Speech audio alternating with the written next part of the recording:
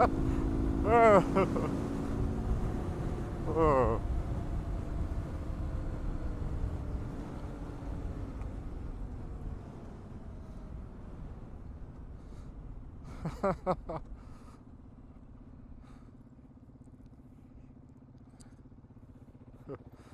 Well, that was a big group of adventure riders.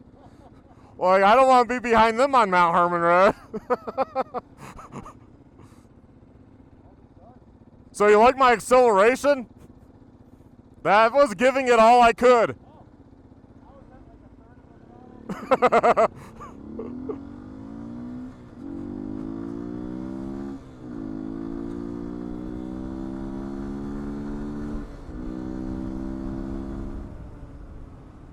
Well, I'm going out for the second voyage on the 2019 Beta 125 RRS. I have my buddy with me, pharettface Productions. He is on his, what year is his? Well, it's a 390, Beta 390 RRS. So, we're kind of laughing at the acceleration because, well, it's pretty lacking, but you know, you can get up to 50, assuming that's correct. I need to swap over to the other gauge. So I'll be bringing you a video on the Voyager here, how to reset the odometer in your hours and all that. There's a good little trick to do it. So that'll be in a separate video. Because, you know, I've had this on my shelf for a while. Yeah, this bike gets up to 50, no problem. I know somebody on my video asked about, you know, that, and I haven't done like a freeway run to see what it can or can't do. It's just so windy on the front range here. I feel like I just wouldn't get a good, accurate run necessarily. With my luck, I'd be going into wind both directions, but yeah. And I probably want to do that during the week sometime.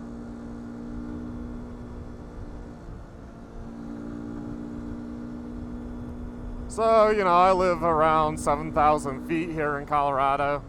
Typically ride around 9, 10, that's normal, 11. Some of the trails are much higher.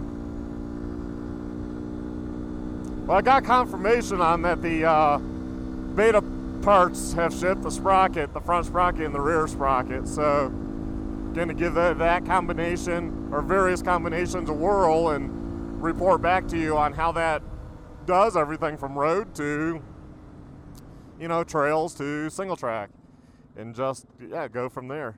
So if you have one of these bikes or think about getting one of these bikes and you really want to run a GPS like the Voyager, it's not too hard to wire it in. It's doing it neatly. You can run the factory wheel sensor. You can run, yeah, you still need to hook up the RPM cable, which isn't a big deal. You just wrap it around the spark plug. I don't know how accurate that is, but it gives you an idea at least, you know.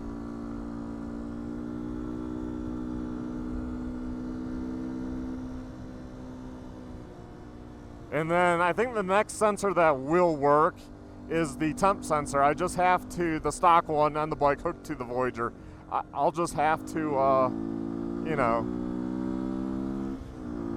figure that out. I'm pretty sure I just have to tie into the two wires coming from the temp sensor, because it's going from a temp sensor to a computer that is then, I guess, sending the signal off to,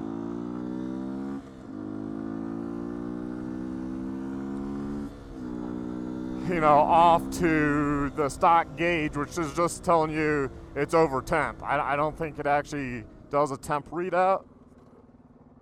At least I couldn't find a pin combo that worked. And their schematic, that's kind of a downside. The schematic for on Beta's site is very lacking.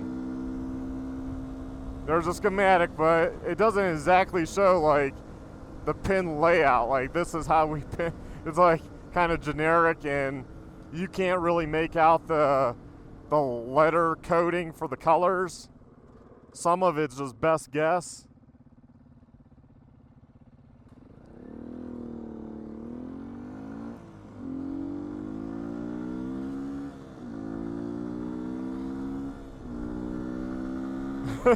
I feel like I have to crouch down for speed. Well, what you also do lose by getting rid of the stock gauge, dash, whatever you want to call it, is the turn signal indicators, the high beam indicator. You can look over and you can just press that, make sure it's canceled. Turn signals still work. Doesn't seem to be a problem with the bike running or anything without the stock gauge. So not like a modern car or fancy luxury car that's going to be maybe freak out if you were to remove a gauge, like, hey, there's no gauge there, what's going on, you know? So I got the power obviously run to the Voyager, and you can see your input, which is good, and then the battery voltage, and it'll charge the battery and all that good stuff internally.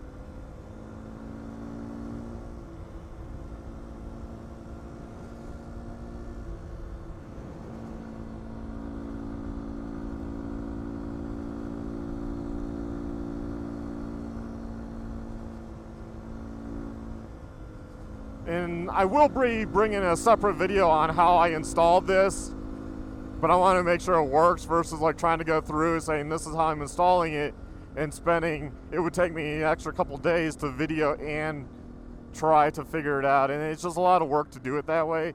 So this won't be a like holding your hand type video, but I'll be able to show you where I plugged it into and possibly, you know, where you can try and at least make sure the pins are the same. If they change it from year to year, who knows, you know. At least you'll have something to kind of go on.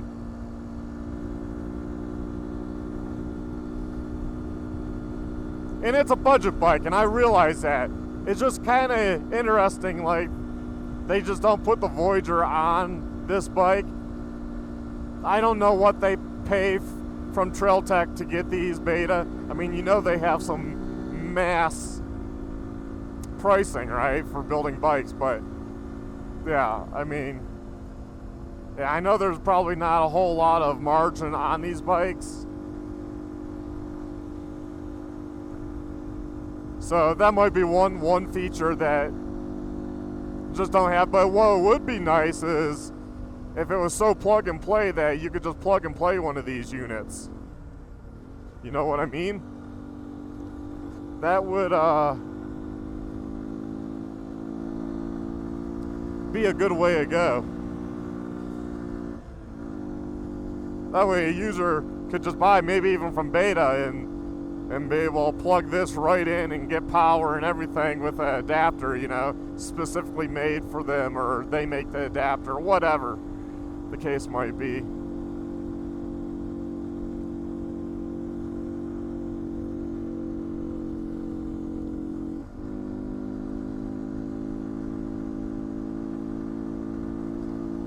So this bike uses a, I think it's a WR125 Yamaha engine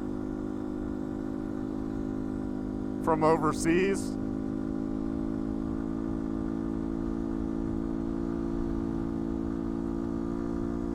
Mainly used in Europe. So it's a good engine. It's a Yamaha engine. So it's well built.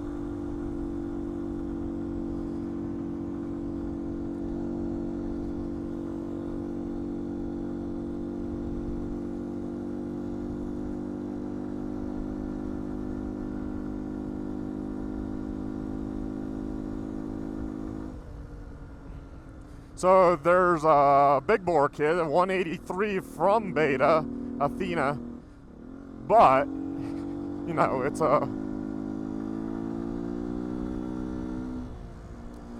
like $700 MSRP. However, because this is a Yamaha engine, there's so much on eBay for like knockoffs.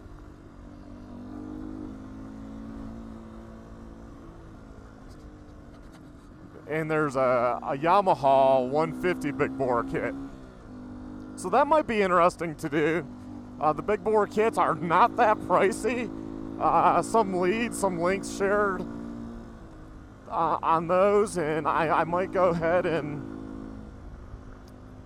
get one of those for you guys and gals and put it in and try the bike out. But obviously I want to try a stock for a while, and probably through my trip, and then I want to try it through my trip back east.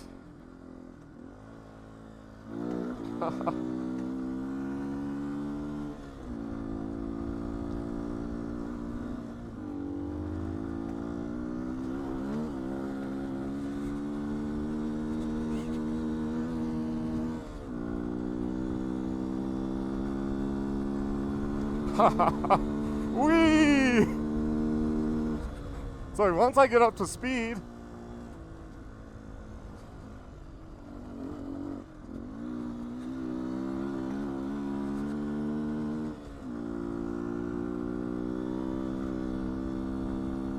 but I hear even the Yamaha 150 big bore kit actually wakes it up quite a bit.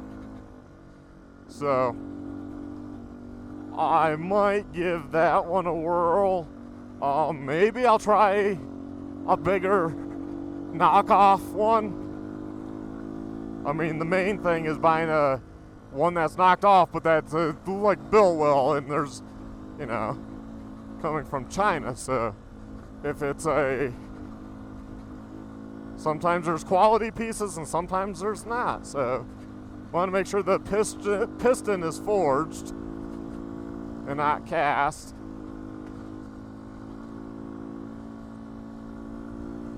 And I guess the other issue with big bore kits is possibly that the water jacket holes, there's just not enough sealing area. I kind of touched on that before, so yeah, you know, but the price is pretty cheap.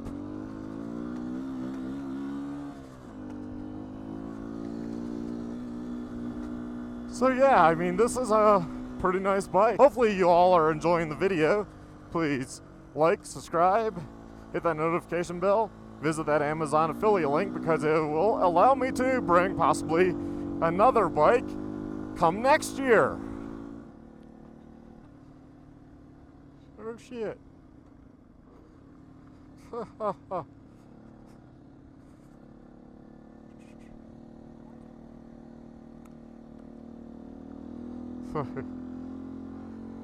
Let's all park on the road.